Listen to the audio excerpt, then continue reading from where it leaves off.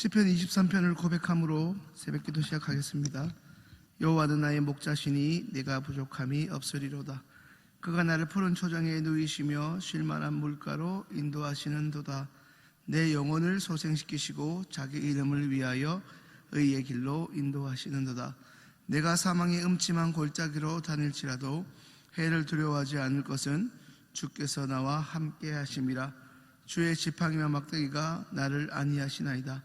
주께서 내 원수의 목전에서 내게 상을 베푸시고 기름으로 내 머리에 바르셨으니 내 잔이 넘치나이다. 나의 평생의 선하심과 인자하심이 정녕 나를 따르리니 내가 여호와의 집에 영원히 거하리로다. 아멘. 찬송가 265장입니다. 265장.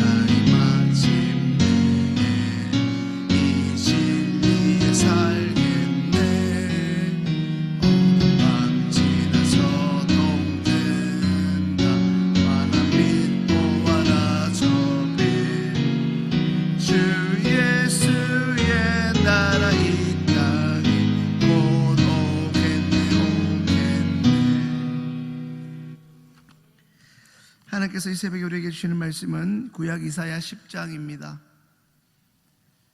이사야 10장 5절부터 19절의 말씀입니다.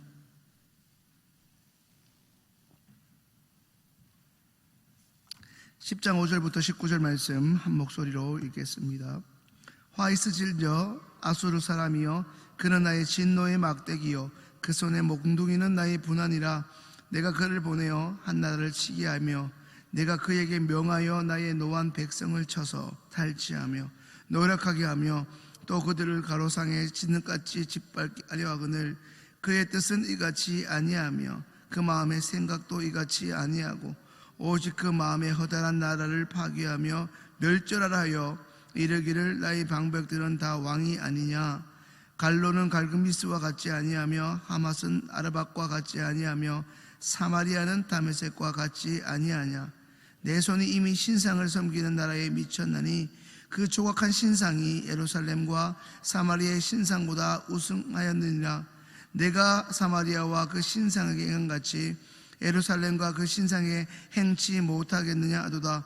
이러므로 주 내가 나의 일을 시온산과 예루살렘에다 행한 후에 아수르 왕의 완악한 마음의 열매와 높은 눈의 자랑을 보라리라.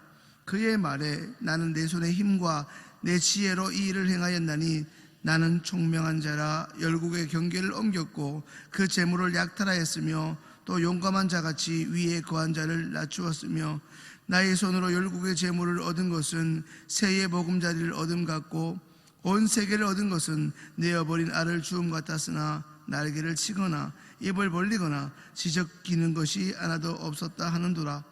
도끼가 어찌 찍는 자에게 스스로 자랑하겠으며 톱이 어찌 켜는 자에게 스스로 큰 채 하겠느냐. 이는 막대기가 자기를 드는 자를 움직이려 하며 몽둥이가 나무 아닌 사람을 들려 함과 일반이로다. 그러므로 주 만군의 여호와께서 살찐 자로 파리하게 하시며 그 영화에 불이 붙는 것 같이 맹렬히 타게 하실 것이라. 이스라엘의 빛은 불이요 그 거룩한 자는 불꽃이라. 하루 사이에 그의 형극과 진려가 소멸되며 그 삼림과 기름진 밭의 영광이 전부 소멸되리니 병인이 점점 쇠약하여 감 같은 것이라. 그 살림에 남은 나무의 수가 희소아이라도 능히 계산할 수 있으리라. 아멘. 여러분 혹시 이런 말씀, 이런 단어를 들어보셨습니까? 끝판왕, 그리고 끝판대장, 넘사벽. 우리 어르신들께서는 잘 듣지 못하는 말씀이신데요, 우리 인터넷에서 특별히 우리 젊은 친구들, 우리 청소년들은 참 자주 사용합니다. 끝판왕. 이 끝판대장은 운동 경기에서 결코 상대하거나 이기기 쉽지 않은, 그것도 가장 마지막에 나오는 상대방의 에이스 혹은 최고 선수, 최종 선수나 게임에서 가장 이기기 힘든 최종 대장을 의미하는 말이고, 그리고 넘사벽이란 말 들어보셨을 수도 있는데 넘을 수 없는 4차원의 벽이라는 말의 줄임으로써 특별히 넘사벽은 어떤 두 가지 이상의 사물이나 인물을 비교할 때 한쪽이 다른 한쪽에 비해 너무나도 우월해 그 누구와도 비교의 대상조차 되지 못하는 상태나 완벽한 존재를 가리키는 말입니다. 오늘 새벽에 하나님이, 우리 본문에 나타난 하나님이, 그리고 성경 전체에 나타난 우리 하나님이 바로 끝판왕, 끝판대장, 이 넘사벽에 해당하는 분이십니다. 어제 새벽에 살펴본 대로 하나님의 백성이었으나 도무지 죄악에서 돌이킬 줄 모르는 교만함과 완악함으로 인해 이제 하나님의 심판이 예고되었고 이제 그 집행만 기다리고 있는 상황입니다. 게다가 선지자 이사야의 메시지를 통한 하나님의 이제 칼끝은 이제 남유다가 하나님보다 더 의지하고 있는 아수르를 향하고 있음을 우리는 오늘 본문을 통해 보게 됩니다. 어제 살펴본 북이스라엘, 그리고 오늘 새벽에 아수르, 그리고 이사야 13장의 바벨론, 14장 블레셋, 15장 모압, 17장의 에브라임과 다메섹, 18장의 구스, 19장의 애국까지 이스라엘을 한 번 이상 괴롭혔거나 심지어 남유다와 북이스라엘 왕국을 멸망시켰던, 이렇게 하나님의 나라의 백성들을 압제했던 이들이, 특별히 아수르와 바벨론이 기어이 하나님 손에 멸망을 당할 것이라는 예고를 하고 계시는데, 이사야서에 나타난 차례대로 하나님의 심판의 경고를 받는 그들의 모습은 소위 우리가, 특별히 우리 남성분들이 예전에 많이 보셨던 무술 영화를 보면 이 무술의 강호가 자신의 실력이 어떤지를 보여주기 위해 전국 곳곳으로 달려가서 유단자가 있는 곳을 다 다니며 그 도장에 있는 관장이나 사범과 무술의 경합을 벌이면서 일종의 도장 깨기를 하는 것을 연상시킵니다. 하나님께서는 어제 새벽 자신의 백성이지만 도리어 하나님의 뜻을 소위 밥 먹듯이 어기고 묵살하는 것을 넘어 교만하고 완악하여 돌이키라고 수차례 경고하시는 것을 무시했던 북이스라엘 왕국으로부터 자신의 또 다른 백성인 남유다를 때때로 조공을 요구하며 압박을 가했던 또 하나의 강대국 아수르 등 이제 앞으로 매장마다 살펴보게 될 하나님의 심판 메시지를 마치 그림 언어로서 눈으로 보고 귀로 듣게 될 것입니다. 사랑하는 여러분, 오늘 본문에 나타난 하나님은 어떤 분이십니까? 같이 한번 읽을까요? 하나님은 열방을 통치하시는 만왕의 왕이십니다. 오늘 여러분들께 일종의 신조어를 알려드리고 가르쳐드리는 시간 같습니다만, 혹시 이 말도 들어보셨는지요? 잘해주면 권리인 줄 안다. 이건 한번 오늘 새벽에 들으셨다가 처음 듣는 분들은 자식들한테 해보시면 금방 알아차릴 겁니다. 이게 잘해주면 권리인 줄 안다.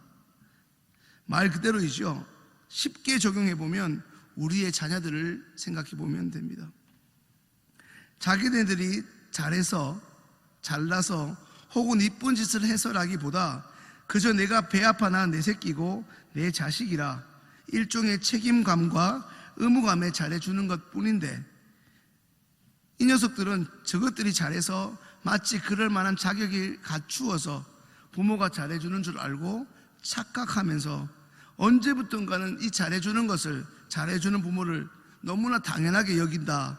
심지어 어느 순간부터는 엄마가, 아빠가, 할아버지, 할머니가 나한테 그렇게 해주는 게 일종의 권리처럼 느낀다는 것이죠. 그리고 권리처럼 주장하기 이른다는 것입니다.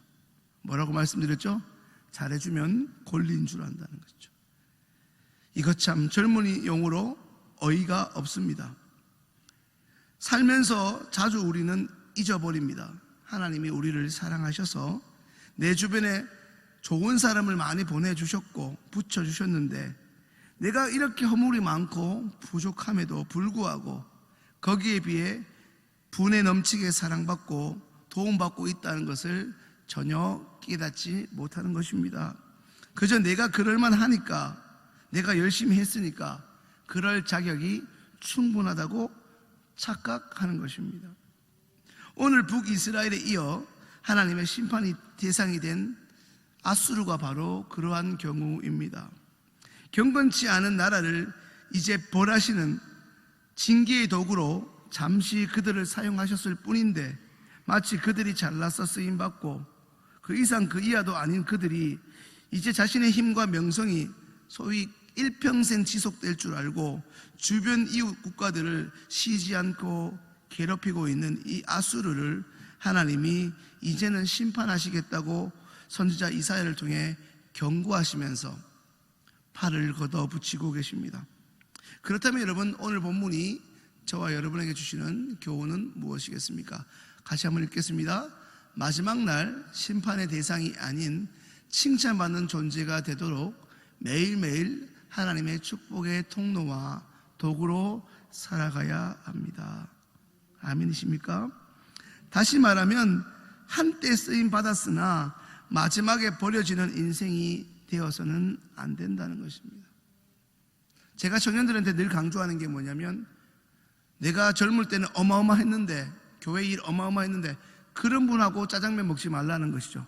현재적으로 잘 살아가고 있는 분들과 그분들의 본을 받으라는 것입니다. 그렇습니다. 곤불 10년 화무 11홍이라고 하지 않았습니까? 권력은 10년을 가지 못합니다. 아무리 높은 권세라도 10년을 가지 못하며 꽃에 불기는 10일을 가지 않는다는 말입니다. 이 땅에 나서 살다 죽을 인간들과 그들의 인생에게 영원한 것은 결코 존재할 수 없다는 의미를 잘 알고 계실 것입니다. 사람과 사람 사이에서 고만고만해 보이지만, 그래도 사람 사이에서는 좀 그 사람이 도드라 보이고 대단해 보일지라도, 세상에서 그 유명한 유명인사라 할지라도 우리 하나님 앞에는 50보 100보 별 볼 일 없는 인생들일 뿐입니다. 그도 우리도 하나님의 정한 때가 되면 죽게 마련이고 하나님의 심판 앞에 어김없이 서게 될 연약한 존재, 하나님의 피조물일 따름입니다.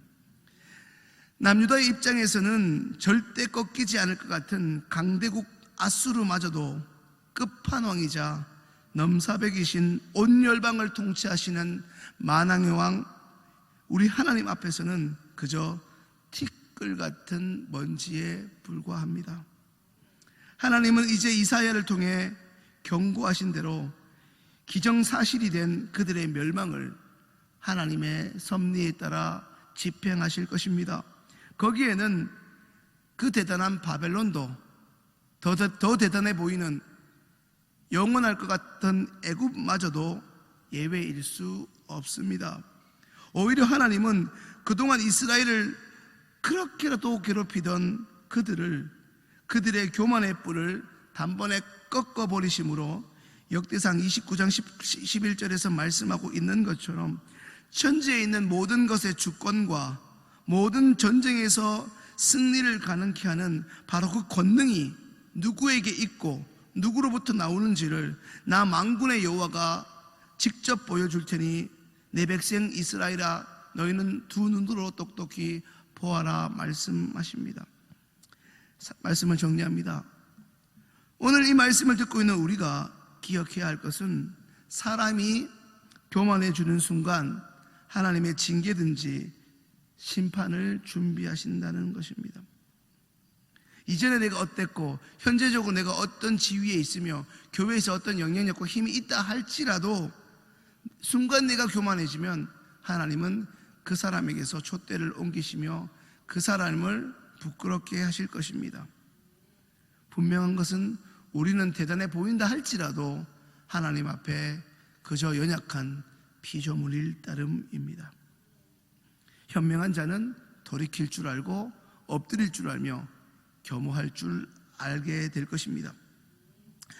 중요한 것은 우리가 하나님께서 어떤 징조와 말씀을 주실 때 거기서 멈추고 돌아설 수 있느냐, 이것이 관건입니다. 사랑하는 여러분, 하나님이 말씀하신 옳은 길을 거두시는 새벽의 기도 용사들 다 되실 수 있기를 소망합니다. 새벽의 기도의 사람들이 할 일은 내 소원을 달성하기 위한 새벽 정성, 다시 말해 세상 사람들과 같은 치성을 하나님께 드리는 것이 아니라 먼저는 하나님의 말씀을 잘 듣고 분별하는 것입니다. 그래야만 우리 주님의 뜻에 바르게 순종할 수 있게 됩니다. 그런 매일매일의 우리의 삶이 하나님 앞에 온전히 연락될 때에 마지막 날 우리가 하나님의 진노 앞에 서지 않고 착하고 충성된 종이라 칭찬과 함께 우리 하나님이 예비하신 그토록 고대하던 의의 면류관, 영광의 면류관을 우리가 쓰게 될 것입니다. 기도드리겠습니다.